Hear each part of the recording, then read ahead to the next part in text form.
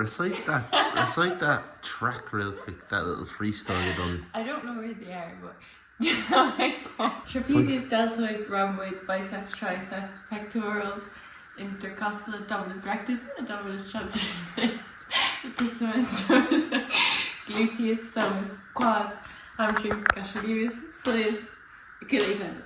I don't know what I'm going to do with a girlfriend that has all the information of the human anatomy, but I'm sure I'll find a use for it.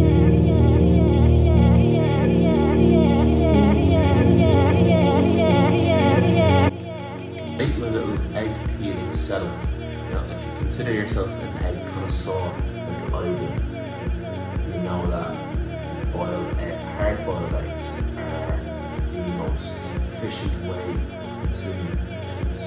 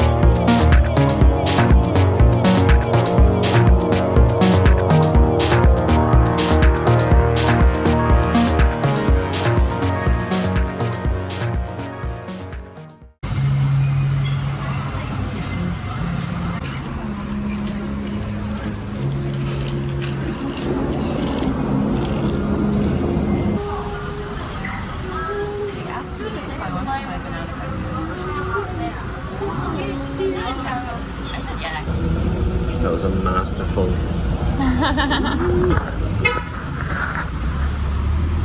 Ladies and gentlemen, it is 2026, and this is officially the year where we all get on point. So, with that being said, I've got myself some protein powder. It looks like some like premium, like Mike Chang, bro science era stuff. Plant protein, but it was the cheapest stuff that they had in Chesty-Coff warehouse, as I like to call it, aka Chemist Warehouse. The reason why I'm making such a big fuss over having some protein powder is because I think by this stage you're probably fairly aware of, oh my god, this has to be the worst little mechanism trying to open this thing up. Oh, have you got it? Come on. Oh, sorry, I had to focus in on what I was doing there. I was losing track of what I was saying. By this stage, you're probably aware of how frequent of a gym goer that I am. But you might also be aware of how much of a tight arse I am when it comes to spending. Especially when it comes to stuff like the gym and that kind of thing. I try to spend as little as possible, and I've been off supplements for God knows how long. But this is officially the year we get on point. So I feel like protein powder is necessary. I sound like I don't have any idea what protein powder is. Like, it's not totally necessary. You can get it from food, of course, but I feel like it's just a healthy base layer of protein to have throughout the day, so you're not floating too much below your daily requirements. And not only are we going hard on the protein powder, I've also got myself some creatine. And I've not taken creatine since I was like 17 or 18. And I always think back to when I was that age and I was like, what? Like, why was I, like, why did I just take so well to the gym? Like, my strength was on another level, my physique was just popping off. Now I'm a bit more like, I don't know, I just feel like more like a mortal human. I found out that I attributed it to taking creatine on the regular. So, kind of just in this experimental phase this year where I'm just locking in really hard. It's not like supplements are gonna be the end all or be all. It's probably more like, it probably has more like 5% contribution to your overall physique and strength and that sort of thing. Let's get the shake going. There goes nothing. That's actually pretty nice. I had plant protein a couple of years ago and it tasted very grainy and that sort of stuff. This is low-key nice and smooth. Good smooth stuff. Hey, we got an audience member. What does it taste like? Tastes good. Can I have a little? What did you mix of it? Let's see. Water. Oh, is it chocolate? Yeah. Oh, yummy. It's between that or vanilla. And for some reason I just attribute protein Chocolate. to chocolate a bit That's more. funny because I would do it to vanilla. I would never mix protein with water, but this actually tastes decent with water. Tastes good, doesn't it? Mm-hmm. If you put milk in it, oat milk, it would taste like chocolate milk. Yeah. I don't know, I feel like that's a waste of Milk. resources. Like you almost go through like a carton of milk just to have it in protein shake. Yeah. That's There's yummy water. though. That's really nice. Shout out to Ben for getting plant protein. Such a loving, My caring... girlfriend is lactose intolerant, which in turn kind of makes me lactose intolerant. Yeah. I'm not lactose intolerant, but... Everything has to be dairy free. Hey, how's it going, everybody? Just out on a little walk on my ones.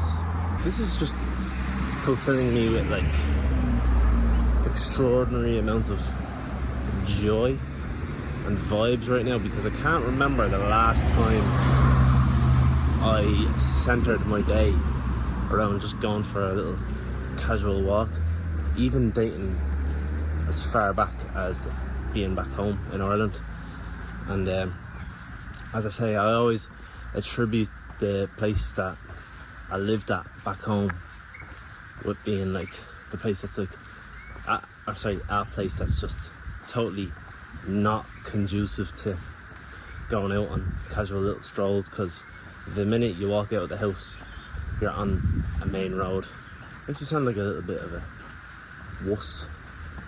I'm scared to go out walking because of the lack of paths or sidewalks. You have to stay alert, and I feel like staying alert does not equate to just letting your mind wander freely. I'm currently walking to Kings Park, which you may recognise from literally the last video I made a week ago. But Kings Park is a massive place. I'm actually going to a totally different side of it today. I'm going to, don't know what it's called, like the Soldier Memorial or something like that, or the War Memorial. There's like a lookout over the whole city of Perth, like next to that, so that's gonna be good. But I'm heading up this way. There's actually a purpose attached to this little outing that I have going on, and it's because I'm trying to get some video ideas. God damn it! I'm kind of at this stage now at the with the channel. I feel like I'm entering phase 2 of the content that I'm going to be making on this channel, because phase 1 consisted of me just returning to making videos, and it was a whirlwind couple of months, because those videos centered around me moving over to Australia, and I just followed every path along the course of me getting set up over here, like literally landing here, apartment hunting, exploring the place for the first time, getting a job. It's all covered in those videos. But now I'm fully settled in, and I feel like I've rode that wave of momentum that I had with that sort of content. It was like free content. Now it's a reflection phase. So yeah, figuratively speaking, I'm kind of at this like reflection phase with my videos, where I kind of need to just look back on the videos that I've made and pick and choose and evaluate things that I would like to continue doing or change, or what ultimately will constitute me being successful on this platform. And it's a little bit of an abstract question, to be honest. I feel like YouTube is a place where, kind of like here discussing channels that have like succeeded on the platform. I feel like it's more so a case of exceptions rather than rules. But yeah, the realization where I was like, right, I kind of need to pivot with my content from now on. It came this week because like the whole week I was like deliberating on, what's the video idea gonna be this week, and all that sort of stuff. Like, and ideas were coming and going into my head, and like I was kind of evaluating it off the basis of, is this gonna be like a potential video idea that's gonna blow up? Obviously I'm very determined to basically just blow up. There's no two ways about it. Like, I want to blow up. I'd love to be like a channel that just explodes this year, but simultaneously I don't want to like just totally compromise like the enjoyment that I have of making videos. Like, slowly just build up momentum and like slowly discover the type of content creator that I am, rather than just being on a mission to just explode. I don't know, I'm starting to just view it a little bit in like an abstract sort of way. I don't want to think of video ideas on the basis of, is this going to be successful, or is this just going to be a dead video that maybe appeases me and appeases like a small number of people that constitute what my audience is. I kind of want to just make stuff that sparks kind of a little bit more curiosity. I want you to read a title and a thumbnail and just be like, holy fuck, I have to know what he's talking about. This probably sounds mad boring, and I've probably worded it very confusingly, but yeah, it's just something that I suppose I should probably try to seek clarity on sooner rather than later. I'll tell you what I do know though, I fucking love wandering about in Australia, and Perth specifically. I feel like Perth has this like weird reputation that it's like this dead place, there's nothing going on, it's boring. This place is fabulous. I struggle to think of a place that you'd want to live in and reside in more than Perth. I feel like it just has absolutely everything you want. Okay, when people bang on about being boring, I feel like maybe they're like talking about just like nightlife or that kind of thing, compared to at home. I feel like the nightlife is like more than adequate over here, but it's not like Ibiza, for instance. It's pretty close sometimes, you know what I mean, like the festivals that I went to, that sort of stuff. The weather here is something else. So many of these like gorgeous parks and stuff. Not to mention as well, the beaches, I'd say, are pretty much one of a kind. Of course, I've not visited anywhere else in Australia. I've not been to any of the other cities. I've not been to Sydney or Melbourne or whatever other cities there are knocking about. I mean, the goal is to explore the whole entire country, but it's anybody's guess to know when that's possible. You'd be right in assuming that I'm not the best judge to compare Perth to anywhere else in Australia or say that it's better than anywhere else. But I don't need to be an expert to know for myself that this place is pretty goddamn beautiful and pretty amazing.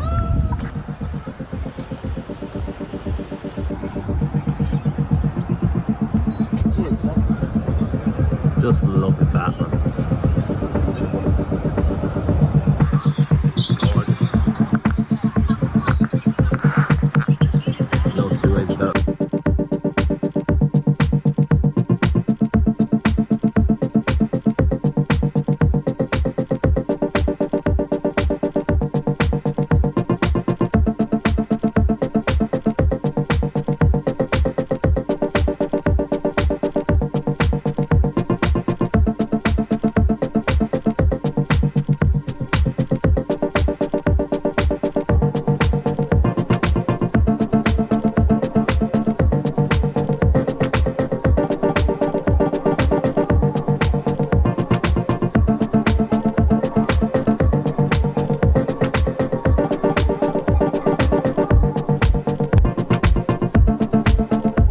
Let me actually address the title of the video.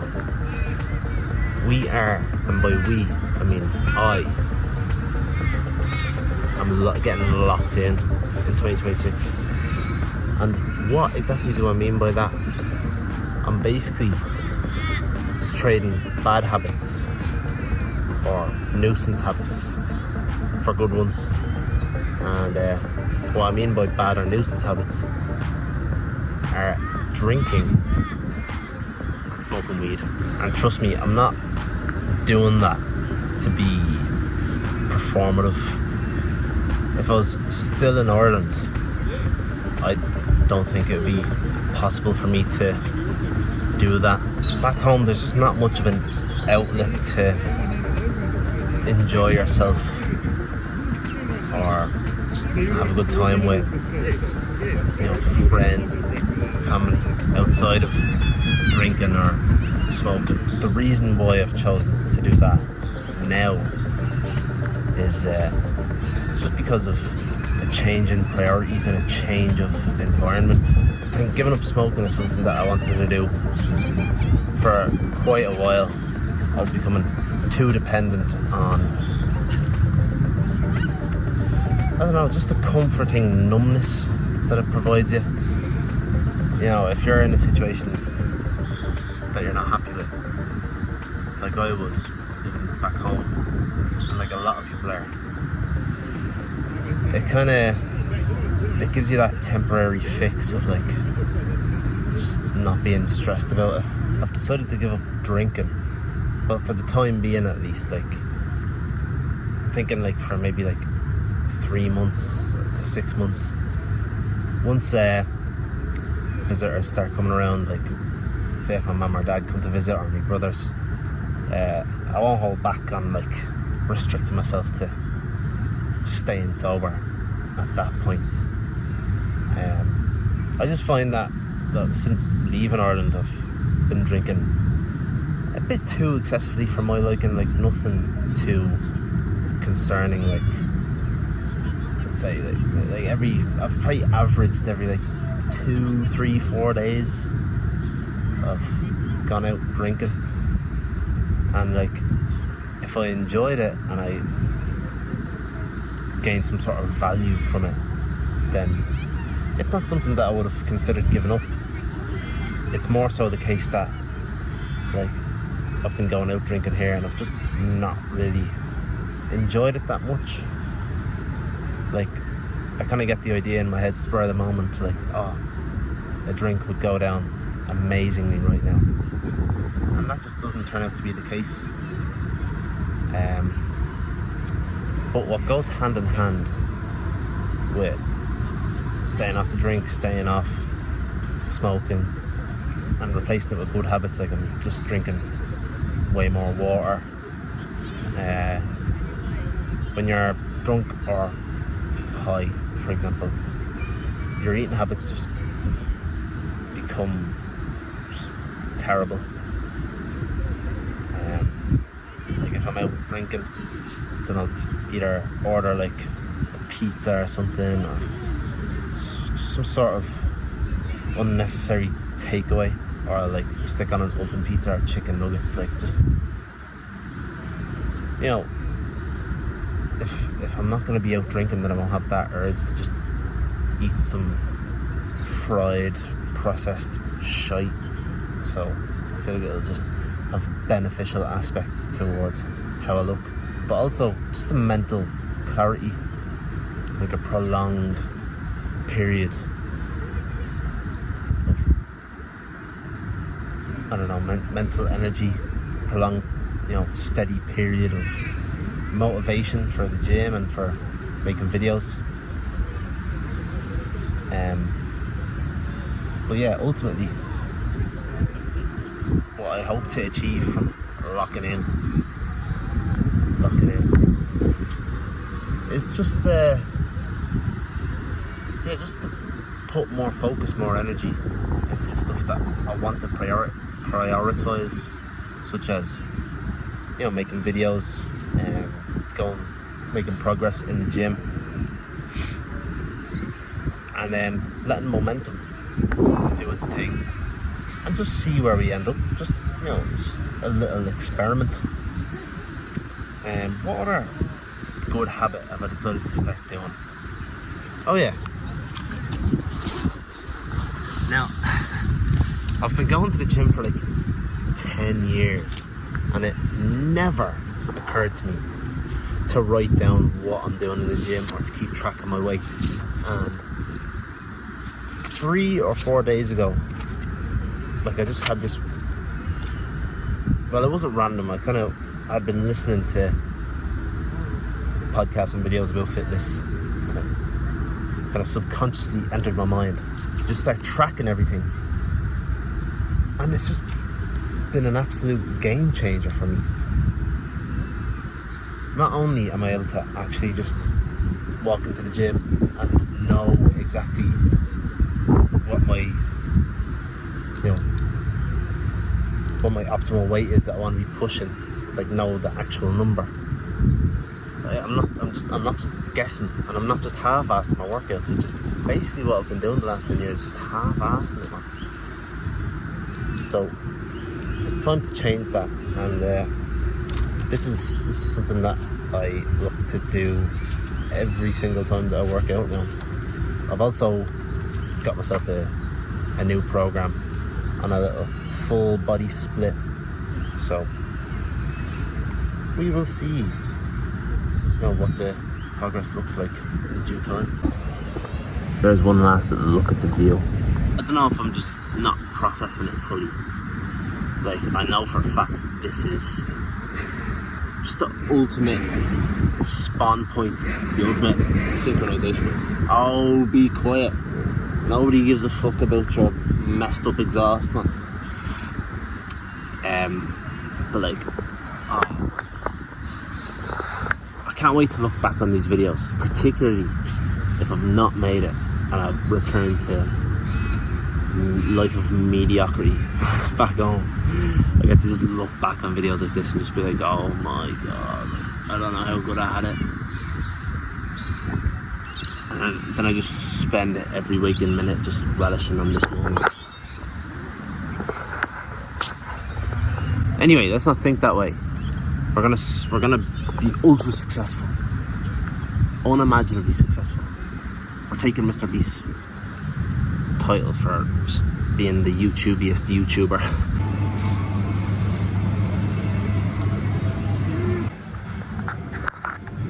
We just rocked up to Farmer Jack's to get some essentials. No way put that shit back. I've never tried it, but I can already tell it would probably be the most disgusting thing I've ever tried. Just grabbing a few bits for dinner. And then we're resuming the Benny G cooking show. Woo. Hey. Oh, we found the spices section.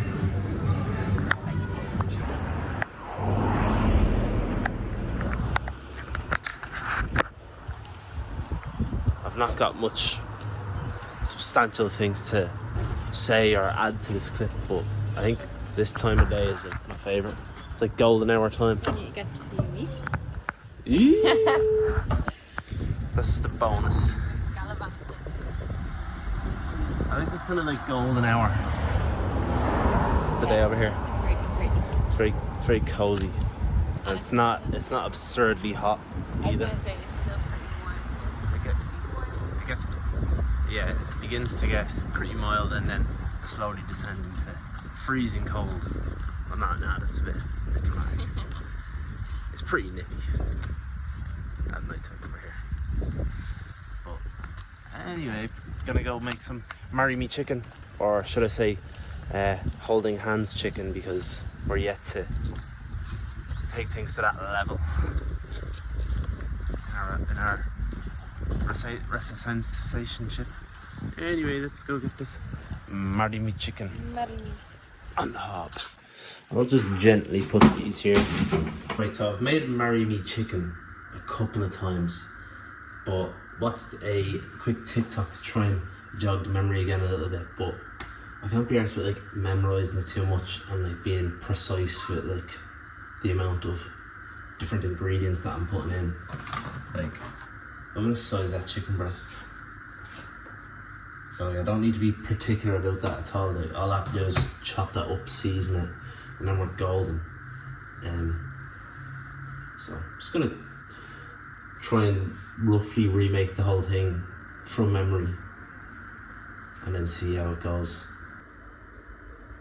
Oh, that Chipotle just stung my nose. Alright, I saved you the sight of me chopping up slimy, gooey chicken, but I won't be saving this from witnessing me groping it viciously. Absolutely fuck that chicken in there. Chicken's cooking, pasta's boiling. Next, things are gonna get a bit dicey between me and a red onion. Everyone rate my onion dicing skills in the comments. I feel like I'm totally useless at this. I should just go on one handle at this point, don't care. And garlic goes in. We get some sun-dried tomato in there.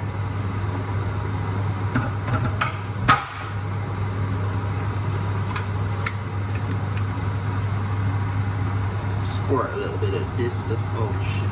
I need to unbox it real quick. Mix that all up. Butter. We just get our cream. We just absolutely YOLO it. Chuck it all in there. Alright, we're gonna stick some garlic bread on. So I'm just gonna show you the end product.